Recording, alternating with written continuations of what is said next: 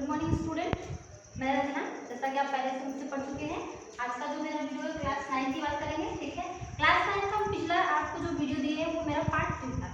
आज जो मैं देने वाली हूँ पार्ट 4 करूँगी। किस चैप्टर का? कोशिका, यानी कि कोशिका चैप्टर का पार्ट 4 मैं आपको आज देने वाली हूँ।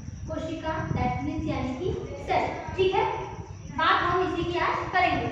देखिए, लास्ट जो लेक्चर मेरा समाप्त हुआ था वो वहाँ पे समाप्त हुआ था कि हमने आपको प्लांट सेल का फिगर बना के छोड़ा था, यानी कि पादप कोशिका का चित्र हमने आपको बनाया था और उसमें कौन कौन से अंग पाए जाते हैं, सभी अंगों के बारे में हमने आपको बताया था। आज मैं आपको बताऊंगी कि जीव द्रव्य, यानी कि मैंने बताया था कि कोशिका मुख्यतः दो पदार्थों से मिलकर बना होता है। क्या क्या?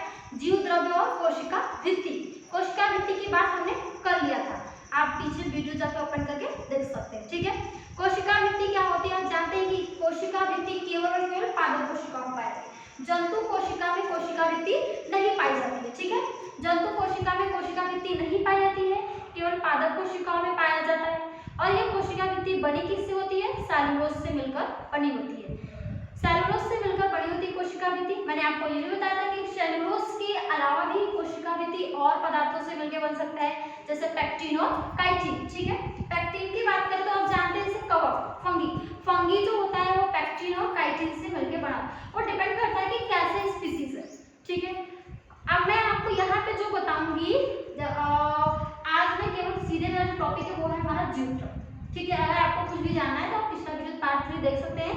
आपको कोशिका भित्ति से संबंधित हमने आपको सभी चीजें बता दिया था और पादप कोशिका का फिगर भी समझाया था। आज मैं आपको जो बताऊंगी वो ये है कि जीव द्रव्य होता है।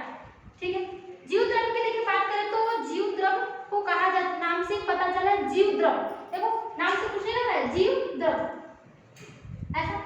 जीव द्रव्य जीव जिसमें जान, यानी कि जीवों के अंदर पाया जाना द्रव्य समझने के लिए, यानी कि कोशिका। हम पढ़ क्या रहे हैं? कोशिका। हमारी कोशिका में कुछ ऐसे पदार्थ हैं जो कोशिका को जीवन प्रदान करती है, जिसकी वजह से कोशिका क्या होती है? जीवित होती है। उसे ही हम क्या बोलते हैं? जीव द्रव्य। तो आज का हमारा जो टॉपिक है वो है जीव द्रव्य और हमारा मेन टॉपिक क्या चल रहा है? वो ये चल रहा है कि कोशिका का संगठन। कोशिका किन किन चीजों से मिलकर बनाता है? तो मुख्यतः दो पदार्थों से, कोशिका भित्ति और जीव द्रव्य। तो कोशिका भित्ति को हम डिस्कस कर चुके हैं। आज हम बात करेंगे जीव द्रव्य की। तो जीव द्रव्य देखिए, सबसे पहले हम आप इसे मत देखिएगा, मैं जो बोले उसे नोट डाउन करिए, फिर मैं इसकी बात करूंगी। जीव द्रव्य जिसको हम बोलते हैं प्रोटोप्लाज्म। क्या बोलते हैं? प्रोटोप्लाज्म। देखिए प्रोटोप्लाज्म होता क्या है, सबसे पहले हम ये जानते हैं। देखिए जीव द्रव्य क्या है?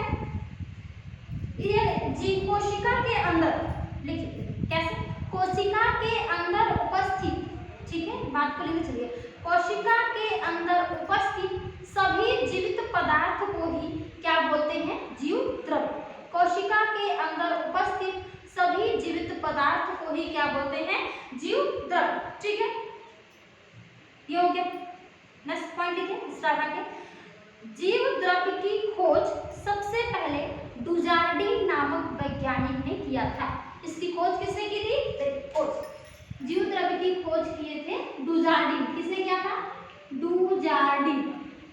ये बात आप लिख लीजिएगा, जीव द्रव्य की खोज डुजार्डिन नामक वैज्ञानिक ने किया था।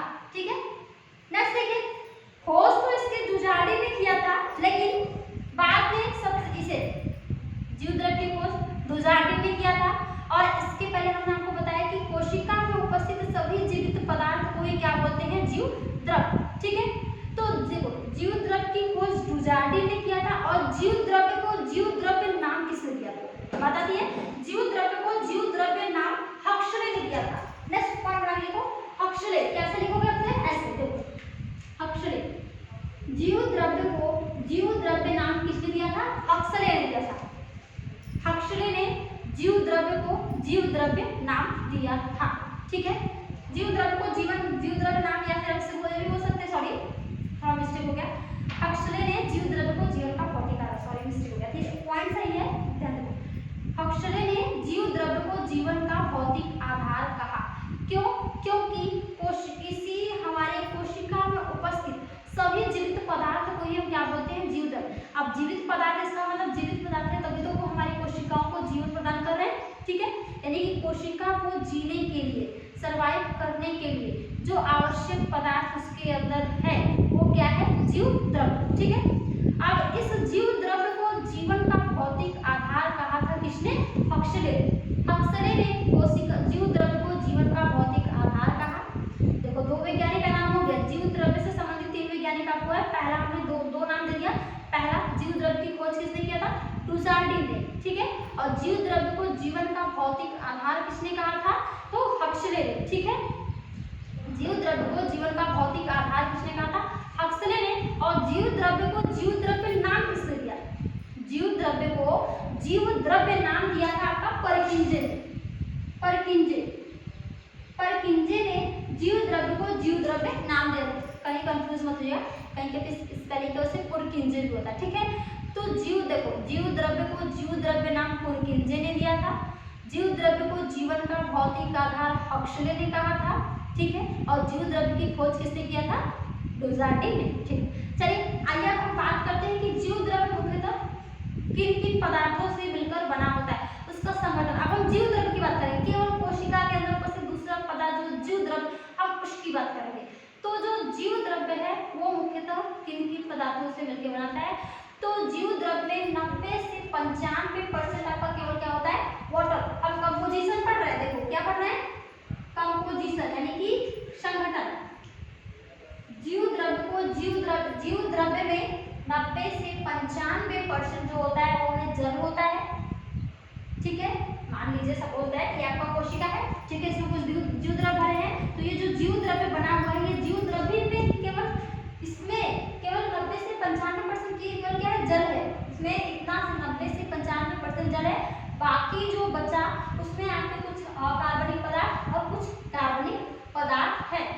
अकार्बनिक पदार्थ में क्या क्या, कुछ आयन होते हैं। ठीक है, जैसा कि आप क्लास 8 में पढ़े हैं, अभी 9th में केमिस्ट्री पढ़ेंगे तब आप जानेंगे कि आयन क्या होता है। ठीक है, तो कुछ आयन होते हैं जैसे calcium ion, potassium ion, magnesium ion, nitrate. देखो ये जो देखो कैल्शियम, पोटेशियम और मैग्नीशियम, देखो इनके ऊपर क्या है, प्लस चार्ज है। इनके ऊपर क्या चार्ज है, प्लस चार्ज। इसका मतलब ये क्या है, धनायन है। इसका मतलब ये क्या है, धनायन है। और ये क्या है, ऋणायन है। तो अब आपसे क्वेश्चन ये बन सकता है कि जीव द्रव्य में कौन कौन से धनायन होते हैं, तो कैल्शियम, पोटेशियम, मैग्नीशियम धनायन होता है। और कौन कौन सा ऋणायन होता है, तो नाइट्रेट, सल्फेट, क्लोराइड आयन क्या होते हैं, पाए जाते हैं। तो ये जो ऊपर लिखा हुआ है अकार्बनिक पदार्थ ये है। अब बात करते हैं हम कार्बनिक पदार्थ की। देखो कार्बनिक पदार्थ नाम से पता चल रहा है वह पदार्थ जिनके अंदर कार्बन उपस्थित हो, यानी कि वह पदार्थ जिनके अंदर कार्बन पाया जाता है उसे हम क्या बोलते हैं, कार्बनिक पदार्थ। और इसमें देखिए आपको कई कार्बन दिख रहा है, अगर कार्बन नहीं है तो वो अकार्बनिक हो जाएंगे, और यदि कार्बन है तो वो क्या होंगे, कार्बनिक पदार्थ। कार्बनिक पदार्थ में कौन कौन सा पदार्थ जीव द्रव्य में पाया जाता है वो ये है, कार्बोहाइड्रेट, वसा, प्रोटीन, न्यूक्लिक अम्ल, एंजाइम, विटामिन, हार्मोन्स, ये सभी जो पदार्थ हैं ये कार्बनिक पदार्थ है। कार्बनिक पदार्थ का मतलब ये है कि ये जब इनका निर्माण होना शुरू होता है तो इनमें कार्बन की मात्रा पाई जाती है, इसलिए हम इन्हें कार्बनिक पदार्थ कहते हैं। समझ आ गया?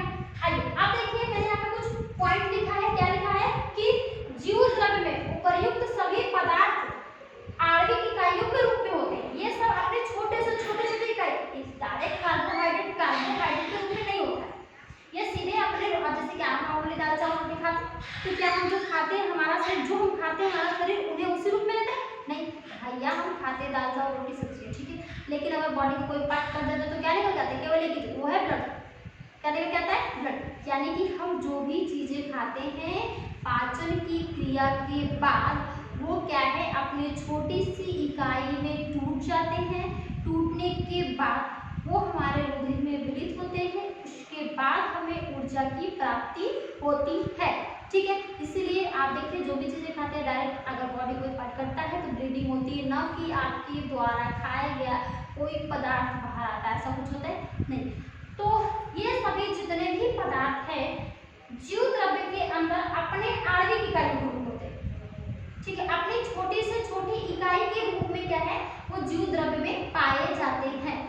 इसलिए देखिए क्या है ना, जीव द्रव्य में उपस्थित, जीव द्रव्य में उपयुक्त सभी पदार्थ, यानी कि आपके जीव द्रव्य में ये सभी पदार्थ, जीव द्रव्य में ये सभी पदार्थ आणविक इकाइयों के रूप में पाए, अपनी छोटी छोटी इकाई के रूप में पाए जाते हैं, ठीक है, और एक जीवित तंत्र का निर्माण करते हैं, अपने छोटी से छोटी इकाई के रूप में होते हैं और इस प्रकार एक जीवित तंत्र का निर्माण करते हैं जिसे हम बोलते हैं जीव द्रव्य, और जिससे हमारे कोशिका का जीवन क्या होता है, सर्वाइव होता है, आगे बढ़ती है, हमारा कोशिका क्या करता है, जीवन यापन करता है, ठीक है। ये हो गया जीव द्रव्य की बात। यानी कि आपने ये देखा कि जीव द्रव्य की खोज किसने की, लुज़ार्डी। जीव द्रव्य को जीव द्रव्य नाम किसने दिया, पुरकिंजे। जीव द्रव्य को जीवन का भौतिक आधार किसने कहा, हक्सले ने कहा, ठीक है। जीव द्रव्य के संगठन की बात करें तो इसमें 90 से 95% क्या होता है, वाटर होता है, ठीक है। वाटर यानी क्या जानते हैं, H2O केमिस्ट्री के लेवल में, ठीक है, H2O। और अकार्बनिक पदार्थ में कुछ धनायन होते हैं, कुछ ऋणायन होते हैं। वह पदार्थ जिसके ऊपर प्लस चार्ज होता है उसे हम धनायन, और जिसके ऊपर नेगेटिव चार्ज होता है उसे हम ऋणायन कहते हैं, ठीक है। जैसे कैल्शियम और calcium ion, potassium ion, magnesium ion, nitrate, sulphate और क्लोराइड, नाइट्रेट, सल्फेट और क्लोराइड, सल्फेट तो नॉट दो, ठीक है। कार्बनिक पदार्थ में कार्बोहाइड्रेट, वसा, protein, nucleic enzyme, vitamin, hormone आदि। आप देख लीजिएगा इसे। अब देखिए ये सभी पदार्थ, ये जितने भी पदार्थ हैं, ये जीव द्रव्य में एक आणविक अपने छोटे छोटे इकाई के रूप में होते हैं, और जब इकाई के रूप में होते हैं तो ये एक तंत्र का निर्माण करते हैं जिसे हम जीवित तंत्र कहते हैं। तो ये हो गया आपके पूरे जीव द्रव्य की बात करें। आइए हम कुछ बात करते हैं जीव द्रव्य मुख्यतः क्या क्या होते हैं, किन किन पदार्थों से मिलकर बनते हैं। ये तो आप इसका संगठन देखिए। आइए हम देखते हैं और भी चीज। तो आइए देखिए जीव द्रव्य की अगर हम बात करें तो जीव द्रव्य है कोशिका द्रव्य। जीव द्रव्य होता है क्या, अब देखो ये तो तुम जान गए। अब हम देखेंगे जीव द्रव्य के बारे में और भी पॉइंट क्या, वो ये है कि अगर हम बात करें जीव द्रव्य, ठीक है, एक रिएक्शन दे रहे हैं, ध्यान से देखिए। कोशिका द्रव्य, कोशिका द्रव्य प्लस केंद्र, इसे लिख लो पॉइंट, कोशिका द्रव्य प्लस केंद्र इक्वल टू होता है जीव द्रव्य। कोशिका द्रव्य प्लस केंद्र इक्वल टू जीव द्रव्य, यानी कोशिका द्रव्य और केंद्र दोनों जब मिल जाते हैं इन्हें हम कहते हैं जीव द्रव्य। अगर अब आपको याद होगा तो जब हम पूरा सेल स्ट्रक्चर बनाए थे, ऐसे कुछ, ये ऐसे कुछ बनाए थे, ऐसा कुछ बना था।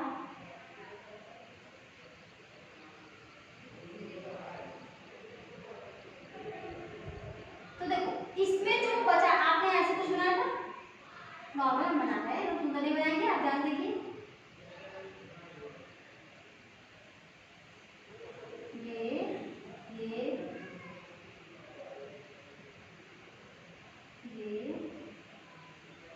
ऐसा कुछ, तो देखो इसके अंदर था, आपने बहुत सारे ऑर्गन बनाए थे। अब आप पिछला वीडियो पॉज करके देख लीजिएगा, ठीक है। बहुत सारे अंग बनाते हैं और बीच में कुछ केंद्र बनाता, अगर याद होगा तो देखोगे, ठीक है। बीच में केंद्र बनाते, जो ये केंद्र और बाकी इसके अलावा सभी पदार्थ जो बचे उनको और इस केंद्र को मिला के ही क्या बनता है, जीव द्रव्य। तो कोशिका द्रव्य प्लस केंद्र को मिला के ही बनता है जीव द्रव्य। तो जीव द्रव्य हम इसको ऐसे भी कर सकते हैं अपने लैंग्वेज में, साइटोप्लाज्म, ठीक है, plus nucleus, cytoplasm plus nucleus is equal to protoplasm, protoplasm, ठीक है। साइटोप्लाज्म इसी है और कुछ नहीं है, इसको कैसे करेंगे, cytoplasm plus nucleus is equal to protoplasm होता है। अब इसके बाद अब हम क्या पढ़ेंगे, यानी कि अब आपके सामने दो और चीजें आ गई, वो क्या क्या, कोशिका द्रव्य प्लस केंद्र। तो आपको अगर याद होगा तो हम फिगर में कोशिका द्रव्य नाम भी लिखे हैं और केंद्रक नाम भी लिखे हैं। तो अब हमारा जो नेक्स्ट टॉपिक होगा वो हमारा कोशिका द्रव्य प्लस केंद्र, यानी कि पहले हम केंद्रक के बारे में पढ़ेंगे, फिर हम कोशिका द्रव्य के बारे में पढ़ेंगे, वन बाय वन करके क्या करेंगे, इनको डिस्कस करेंगे। आइए अब देखिए बात करेंगे लिखना, यानी कि अब तो आप समझ गए कि जो हमारा जीव द्रव्य होता है कोशिका में उपस्थित, जीव द्रव्य केंद्र प्लस कोशिका द्रव्य से मिलकर बना होता है। तो अब हम उन सभी अंगों के बारे में पढ़ेंगे। तो जो केंद्रक है, आइए अब हम केंद्रक की बात करेंगे। केंद्रक यानी कि न्यूक्लियस की बात करेंगे कि न्यूक्लियस होता क्या है। तो इसको आप बना लेते अच्छे से लिख रहे हैं ताकि आपको समझ में आए। न्यूक्लियस, मेरा नेक्स्ट लेक्चर जो होगा वो होगा केंद्रक पे, ठीक है। बता दूं अगर केंद्रक की खोज किसने की थी, तो सबको इससे अवगत है। इसकी खोज रॉबर्ट ब्राउन ने किया था। क्लास 6 में सब लोग पढ़े और हमें पढ़ाया है ये बात। केंद्रक की खोज रॉबर्ट ब्राउन ने किया था। किसने किया था? Robert brown. रॉबर्ट ब्राउन, ठीक है। इसकी खोज किसने की थी? रॉबर्ट ब्राउन ने 1831 में। कब? 1831 में। मैं बताऊंगी अभी, तो स्टार्ट करो। केंद्रक की खोज रॉबर्ट ब्राउन ने सन 1831 में किए थे। केंद्रक की अगर पोजीशन की बात करें तो आप फिगर बना के पिछला वीडियो खोल के देख लीजिएगा। एकदम बीच में देखो कुछ हम ऐसा फिगर बनाए थे, बीच में कुछ आप ऐसा फिगर बनाए थे, ठीक है। कुछ ऐसा आप फिगर बनाए थे। तो ये जो फिगर देखो, मुझे इससे मतलब देखिए जो पूरा राउंडेबल है, इसमें जो इस फिगर को हम क्या बोलते हैं? केंद्रक। और हमें इसी पूरे के बारे में पढ़ना है, बहुत ही इंपॉर्टेंट है। जैसे हमारे पूरे बॉडी को कंट्रोल कौन करता है? हमारा ब्रेन, मस्तिष्क कंट्रोल करता है। वैसे ही पूरी कोशिका को नियंत्रित कौन करता है? केंद्रक।